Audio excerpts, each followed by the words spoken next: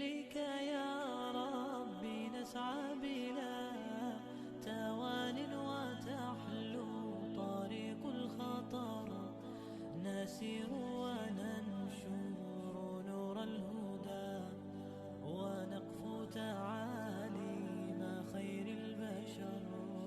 لأجلك يا ربي نسعى بلا توان وتحلو طريق الخطر نسير وننشر نور الهدى waxaynu arkaynaa amaynu ka baranaynaa xafiiska nebiga calayhi salaatu wasalaam waa ogtihiin nebiga markii ilaahay soo saaray diigu horreysay dagaalka ku qaaday waxay ahayd goobkii khuraashaad oo dhib badan u geystay ilaa nebiga calayhi salaatu wasalaam eeqana ay mar walba iyagu abaabulayeen oo ay doonayeen in nebiga calayhi salaatu runtii waa garanaysaan dee intaa lala dagaalamayay